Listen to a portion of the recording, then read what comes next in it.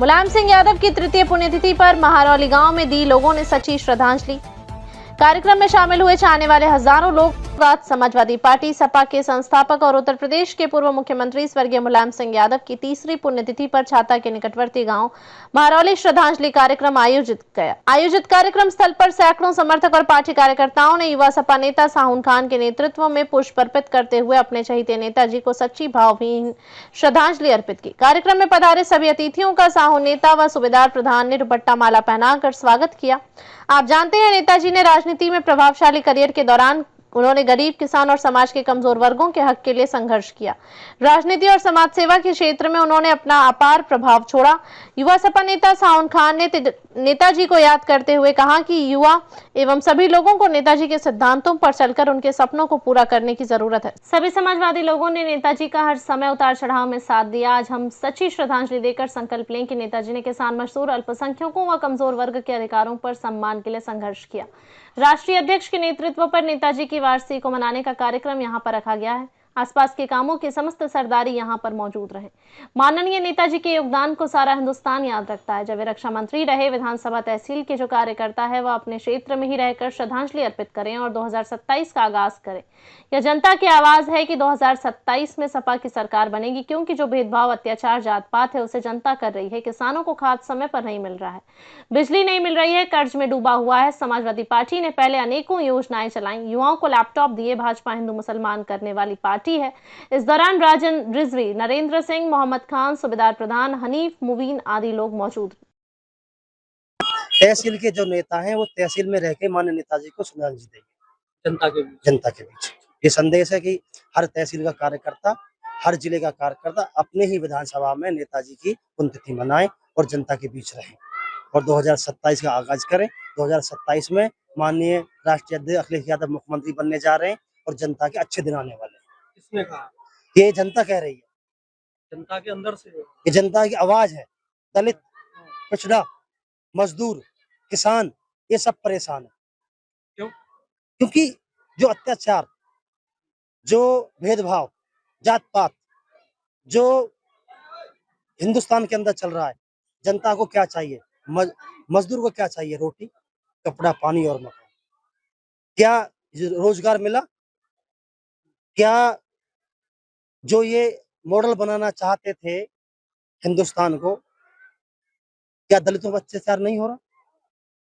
क्या बेटियों पे बलात्कार कम हुए? क्या कानून व्यवस्था में सुधार आया? अभी मैं एनबीसी रिपोर्ट पढ़ रहा था, सबसे ज्यादा हिंदुस्तान का कर्जदार है वर्ल्ड बैंक। हिंदुस्तान सबसे ज्यादा कर्ज है।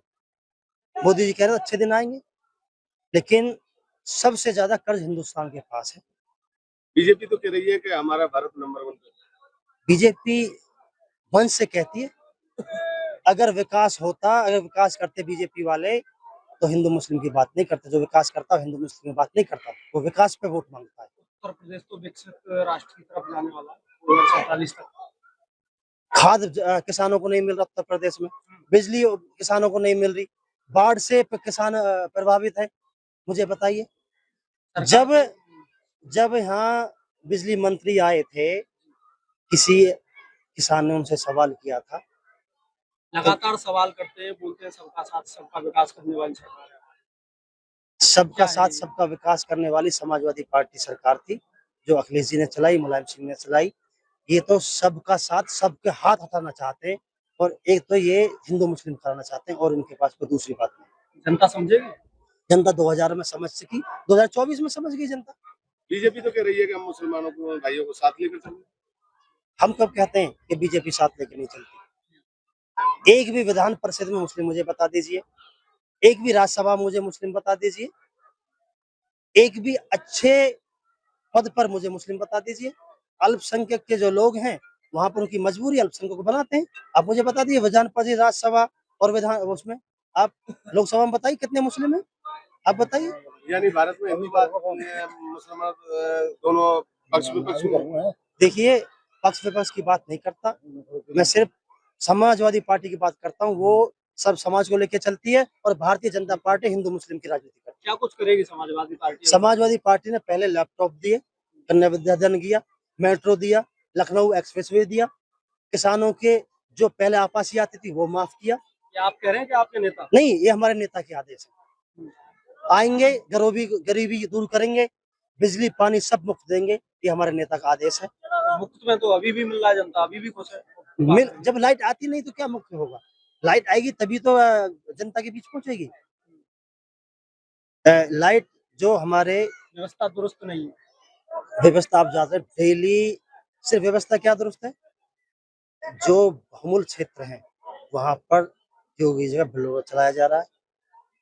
आप मेरी बात बताइए कि हिंदुस्तान अगर मुस्लिम है, हिंदू है, अगर हम हैं तो हिंदुस्तान है। अगर माँ को अगर हा से दूर कर दिया जाए तो माँ का कोई अर्थ नहीं होता, और हा को दूर कर दिया जाएगा तो हा का कोई अर्थ। हिंदू है, मुस्लिम है, तभी ये हिंदुस्तान है। हिंदुस्तान की परंपरा है कि अगर सब समाज है तो तभी तो हिंदुस्तान है। अगर हिंदू राष्ट्र बनाएंगे तो मुस्लिम कहाँ जाएंगे? को आप किस नजरिए से देखते हैं? देखिए, बिल्डोजर तो उन लोगों पर चलता है जो गलत काम करते हैं। अभी सीकरी फतेहपुर दरगाह पे क्या हुआ था? निर्दोषों पर भी चलता है क्या? चलता है क्या निर्देश? कहाँ चला? फतेहपुर सीकरी दरगाह पर क्या हुआ था? क्या वहां उन लोगों पर कार्रवाई हुई? उन लोगों पर कार्रवाई नहीं हुई, सिर्फ मुस्लिम के ऊपर कार्रवाई। और देखिए, ये सरकार का बिलोज किस पे चलाना, किस पे नहीं चलाना, ये सरकार जानती है। लेकिन आने वाले 27 में समाजवादी पार्टी की सरकार बनेगी, हर समाज का सम्मान किया जाएगा, विकास की ओर ध्यान देंगे, हिंदू मुस्लिम की तरफ ध्यान नहीं दिया जाएगा। और आगे जो लैपटॉप बच्चों को शिक्षा के लिए हमें बांटे थे, आगे भी हम लैपटॉप बांटते रहेंगे और अच्छे काम करते क्या रहेंगे। मानते हो कि यहाँ हिंदू मुसलमान बीजेपी नहीं है? नहीं, हमारे क्षेत्र में हिंदू मुसलमान नहीं। इस मंच से मैं मुस्लिम हूँ, आसपास के सब लोग हिंदू हैं, लेकिन हाँ जात पात नहीं है। यहाँ सब लोग एक सब लोग हैं। मुझे प्यार ही हिंदुओं का मिलता है, मुझे वोट हिंदुओं की मिलती है। तो युवा क्या सोच रहा है? युवा तो युवा क्या चाहता है? युवा चाहता है कि हमें नौकरियां मिले, कानून व्यवस्था अच्छी हो, हमें नौकरी करने के लिए बाहर ना जाना पड़े, फौज में भर्तियां भी मिले। युवा चाहता है नौकरी। जी पहले अपना परिचय दो।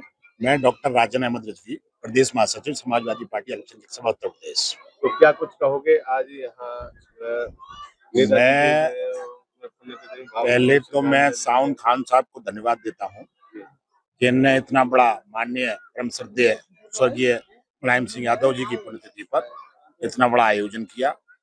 ये बधाई के पात्र हैं और इस उम्मीद के साथ हम ये श्रद्धांजलि सभा अपनी श्रद्धांजलि दें कि हम उत्तर प्रदेश में 2027 में समाजवादी पार्टी की सरकार बना कर रहेंगे। हम लोग पूरे पार्टी के साउन खान साहब, नीटू भाई हमारे और हमारे जो बुजुर्ग बैठे हैं, उनकी अच्छी सही श्रद्धांजलि तब होगी तब हम मथुरा जनपद से 5 विधानसभा जिताकर भेजेंगे। और उसी जिस दिन 5 विधानसभा का परिणाम आएगा, हम लोग जी जान से, मेहनत से, लगन से, ईमानदारी से पूर्ण रूप से श्रद्धांजलि तभी देंगे। तो ऐसा नेता कौन है आपका यहाँ पर कोई विधानसभा के बीच में? देखिए, विधानसभा में अभी माननीय राष्ट्रीय अध्यक्ष जनाब अखिलेश यादव जी ने कई लोगों को एक निर्देश दिया है चुनाव लड़ने के लिए, जिसमें साउन खान साहब भी हैं, लोकमणि कांत भी हैं, कई लोग ऐसे हैं जो माननीय राष्ट्रीय अध्यक्ष जनाब अखिलेश यादव जी की निगाहों में है। और उसके बाद एक सर्वे किया जाएगा और सर्वे के अनुसार जो भी एक माननीय अध्यक्ष जी जिसको समझेंगे उसको टिकट दिया जाएगा और टिकट देने के बाद फिर उसका पूरा कार्यकर्ता, पूरा संगठन उसको चुनाव लड़ाएगा।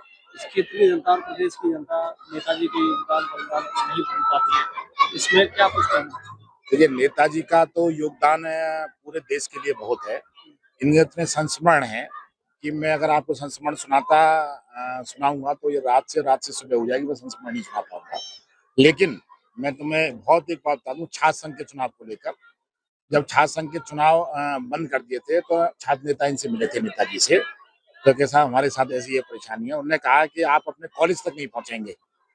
जब मैं छात्र नेता था तो बोले कॉलेज तक नहीं पहुंचोगे, अपने आवास तक नहीं जाओगे जब तक ये बहाल कर दी जाएंगे, और वो उन्होंने बहाल कर दी। ये मेरी उनसे सिर्फ पहली मुलाकात थी और मैं उनसे प्रभावित हुआ था।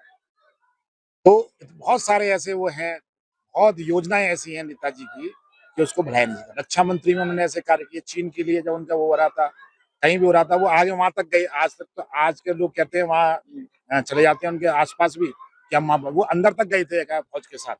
और जब उन पर गोलीबारी हुई तो उनके पास आके वो गिरा था गोला बारूद। तो उन्होंने कहा था कि बाल बाल बचे। बोले मैं तो बाल बाल नहीं बचा, मैं तो इन सब का वो है। आज के नेताओं के बाद आप अगर तुम्हें 50-100 किलोमीटर कहीं बाद बोले बाल बाल बच गए। तो माननीय नेताजी की बहुत सारी वो है, और खास तौर से अल्पसंख्यक के लिए, गरीब के लिए, मजदूर के लिए, किसान के लिए इतनी बड़ी उपलब्धियां हैं कि इस देश में अभी कोई ऐसा दूसरा नेता नहीं है जो माननीय मुलायम सिंह यादव की बराबरी कर सके।